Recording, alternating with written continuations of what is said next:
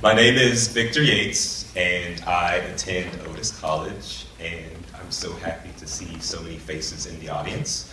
I'll be reading from a novel that I'm working on. It's called A Love Like Blood, and a few things to know about the story. The main character's first name is Karsten. The family is moving from Chicago to a suburb of Detroit called Beverly Hills, and the year is 1998, so pre-digital camera age. The ribs of a photography umbrella are comparable to a human rib cage in that one break disturbs the way a photograph breathes. The sensation of breaking ribs, little snaps like cowpea beans being torn open, is as familiar to me as the smoothness of my camera's shutter button. 2 summers ago, in 1996, I shot 4 rolls of film at the beach where Lake Shore ends at a curve and turns into Sheridan Road. I caught the bus and stopped at Ardmore. From Ardmore, I saw blonde sand, blue water, and handsome men in Speedos. About 6 miles away, my father was shooting a wedding of 2 Somali families we knew. He asked me not to join him and said he did not expect to come to the studio until later that night. When I heard the 3 bells ding on the front door, I started snatching the photographs out of the drying rack.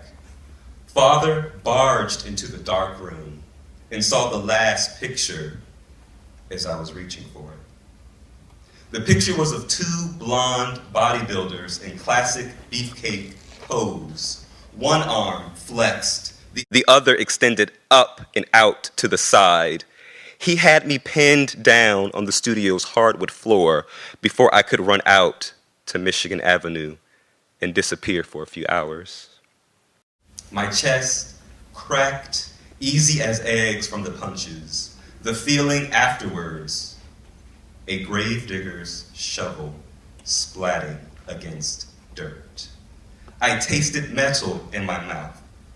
Father broke me down as if I would be born again and made perfect. The colors in the room were sucked out and turned bone. Next, I heard tapping, followed by distant voices. I woke up stiff on a cushionless exam table with Father whispering in my ear, "Don't tell her." I obeyed his order and did not reveal to the nurse how my ribs were broken.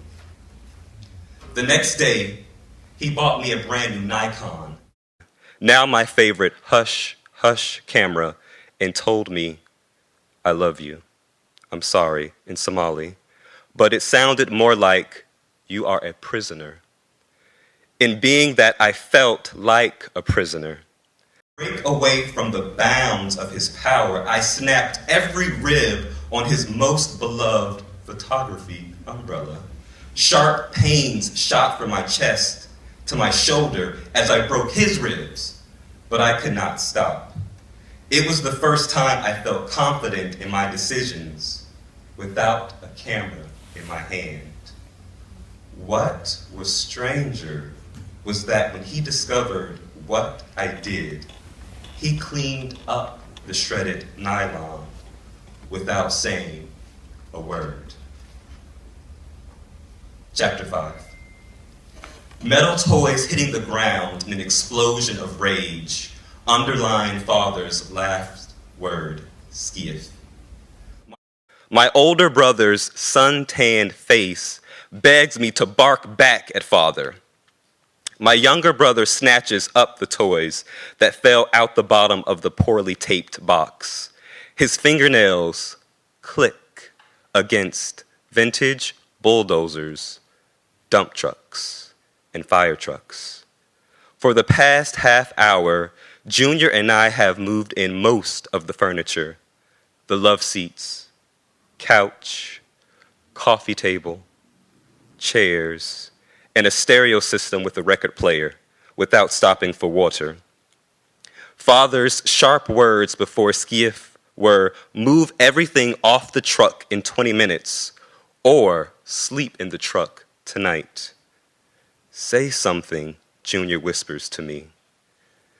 "Do you have something to say?" Father says to both of us. "That is impossible," I say to Father. "Only a woman would say that. It needs to be off now so I can return the truck." Without realizing it, I suck my teeth as I limp in pain toward the front door. "Don't suck your teeth like a conus," Father yells behind me. "What did I tell you about that?" "Why do you talk to him like that?" Junior yells back. "Because he's my son," Father yells at him, then yells after me, "Where are you going, Karsten?" I ignore him as I limp out the front door. With the passion of a street preacher, fanatic for the word, Father yells, "You woman," and charges out of the living room. The floor grunts and groans under his weight. In a hurry not to get into another fight, I accidentally kick over a box set at the bottom of the brick steps. Back issues of Chicago Woman spill out.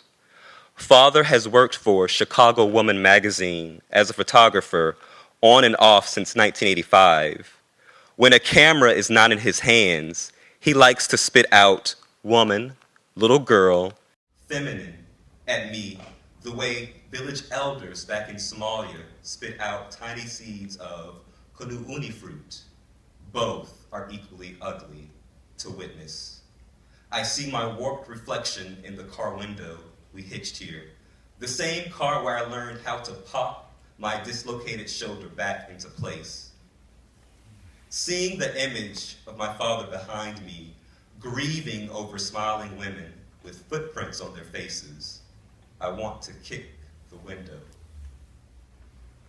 I look over my shoulder, and Junior pushes past Father, revealing little dots near the top of his white undershirt. I realize it's blood. Thank you.